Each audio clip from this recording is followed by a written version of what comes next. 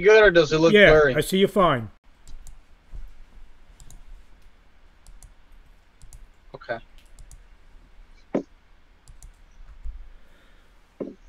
We are live with undefeated junior lightweight from just outside Detroit, Michigan. Or you're in Detroit, Michigan. Erick De Leon. What's up, Eric? Hey, how you doing? Can't complain. How's everything going? You're in Detroit now, if I'm not mistaken. Yeah, that's correct. Yep. So how's everything been going since the shutdown? I know you were supposed to fight, I believe, in April, and you were in training for that, and the obviously with everything getting shut down. First, talk about the disappointment. You started training camp, and then kind of having to shut everything down. Yeah, it was very frustrating, and I mean disappointing. Of course, I was very disappointed. I was training hard. I was training for months. I was training really hard, preparing for my fight in April 17th, I believe. And I was gonna get ready to finish training camp in California, and I found out about everything, all the fights canceling. So right before I left, I seen Top Rank saying that they had canceled all the April and May events and shows. Okay. What what I think you're frozen here for a minute. What if you can still hear me, what have you Yeah, been here you go. What have you been doing since the shutdown? Have you been able to stay in shape? I know a lot of gyms have been shut down throughout the country, if not all of them. You've been able to kind of stay in shape and get ready? yeah. I mean, I'm a gym rat. I'm always in the gym. I stay in the gym. I'm always working out. I'm always running. I love working out. I love training. So, but it's pretty hard. It's frustrating because my main gym that I go here in Detroit is it's closed right now. But I have a gym that a buddy of mine owns, so I get to go there a few times a week. But still, it sucks that all the gyms and everything's shut down. It's not the same. So I just can't wait till they open everything back up so I can get back to rhythm and everything back to normal. I was talking to someone, if I'm not mistaken, correct me if I'm wrong. Your parents were in Mexico, and when everything was shut down, they had trouble getting back in the country. Yeah, they were confused and they didn't know what was going on, and they were having trouble. They didn't know if they should have come or not, and it was frustrating for them, and especially for us and my brothers and my sister in Texas, because I didn't want them getting stuck in Mexico. So we were telling them to hurry up and try to come back home as soon as possible. So luckily they made it just in time before it got worse. And my parents live down the street from me, so I'm happy, that they're healthy, that they're back home, they're back in the U.S., and I'm just, I'm happy to have them here close to us. Your promoter Top Rank, and you're managed by a split team management, great management group. Top Rank, Absolutely. with all the rumors of them coming back. I know you probably can't say anything, and I've talked to a couple Top Rank fighters. I said, just give me a yes or no answer. Have you been contacted to fight? No, No, not yet. Okay, so you not yet, not as of now, not yet. gotcha. Hopefully soon. Hopefully soon. That's why, we're focused, and I just can't wait. Once I get that phone call, it's just tunnel vision for me. I lock in and I just focus on my fight and my preparation. With all people talk about in-house fights where one faction they're going to fight, just promote fighters promoted by that promoter and whatnot. You're actually in a good spot, the 130-pound division, especially under the Top Rank situation. You have Herring and Frampton moving up. Ventus, I'm sure at some point you would like to get that W.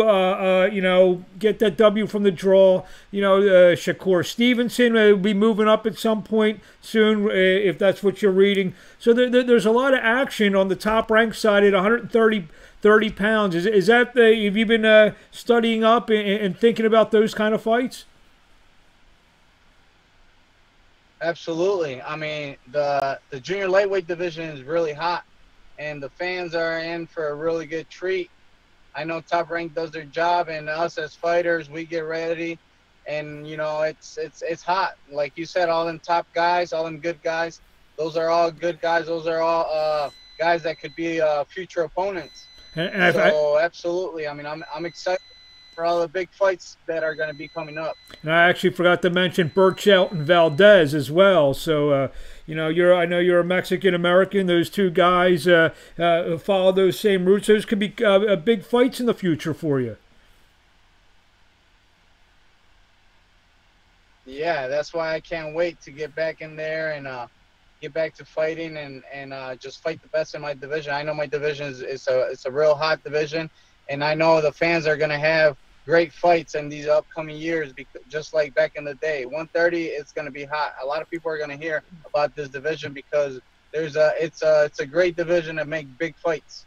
And 19-0 and 19-0-1, you were probably fill in the blank here. You are how many blank fights away from getting in the mix with those guys?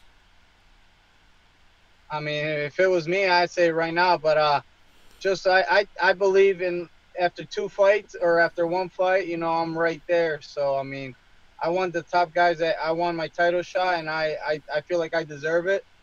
And I know when I fight, I'm gonna be ready for that title shot. So and one more, I can't wait. I'm excited. And there's another name I forgot. I'm just looking at my notes here. Top Rank just signed Andrew Concio as well, former world champion. So there's a lot of great opportunities there for you. What in terms of the other divisions, you look around. Who are some of the fighters that you enjoy watching? I mean, there's great fighters right now I look up to and I enjoy fighting, even from back in the day. But right now I love watching Crawford. I love watching Canelo. I study all them guys fight, all them guys fights. I mean, to me, they're great fights. And I pick different things from a lot of different fighters. And every fight, I'm just improving and getting better and better. And I know, when the time is right, I'll be ready for that title shot. What type of work you are getting in the talent-rich city of Detroit? Any notable guys that you are in the gym with, spar with? Yeah, I mean, I got my stablemate. I mean, he's a little bigger guy than me. Janelson Figueroa. Correct. Mm-hmm. He's a prospect, 147 prospect. He's very talented, and then of course you got a lot of talent in Ohio. I was recently sparring with former world champion Robert Easter, and yeah, I mean there's great talent here, but as far as my weight, there's not that much. That's the reason we go to California and I lock in with RGBA, and there's great work over there as well. To talk a little bit about yourself, what age did you start boxing? How did you get into boxing? I started boxing when I was 7, going on 8. I visited my dad's friend's house. They had a barbecue. They were partying, and I told my dad to take me, and he didn't want to take me, but he finally decided to take me at night. So they were watching a fight. They were barbecuing because they were going to watch Oscar De La Hoya Mosley. And I seen how excited they were, and I was like, and they were watching the small TV, and they're in the backyard just screaming at the TV. They were excited watching the fight, and I was like, hey, Dad, I want to do that. And I bugged him for months, and he finally took me to a gym in Southwest Detroit. And that's when I fell in love with the sport. Well, usually ever since then, I didn't look back. I kept boxing, and I would come home, and I would shadow box in the shower. I would shadow box in the living room, everywhere. And, I travel all around the world, from amateurs, winning national titles. And, now as a professional, I mean, I'm just going on up, keep working hard to fulfill my dream. Usually when you mix a 7-year-old in a barbecue, you think about the food. For you, it was about the boxing. That's right, absolutely. I just want to fight. I was like, I want to do what they're doing on TV. I want to be like them. I want to fight, and that's what I've been doing since I was 7. Yep. You mentioned about the guys that you're in the gym with now. We mentioned Detroit. Did you follow a lot of the Detroit fighters, Tommy Hearns, and they were like as a youngster growing up? Growing up, yes. Tommy Hearns is actually a good friend of mine. I mean, I grew up watching him in the gym. He would come all the time. Every time I see him here at the pro fights or at the gyms, I always, he's a great guy. He says hi and he talks to me, and even his son, and everybody from Detroit. Everybody's is great people. It's a big city of boxing here in Detroit, so I look up to them and I respect them, and I appreciate all their support as well. That's terrific, terrific. Well, before we let you go, we've got a couple more questions. Where do we find Erick De Leon on the social media? You can find me on Instagram at Team De Leon 1. Also at Twitter at Golden De Leon 313, and my Facebook just Erick De Leon. And anything you want to say out there to the fans in closing before we see you probably hopefully in the next couple months?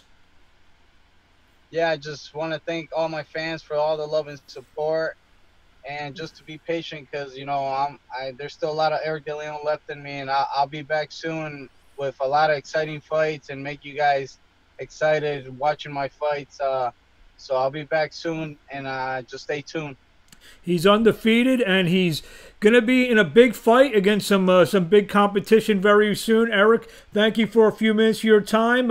Hope to see you soon, and best of luck.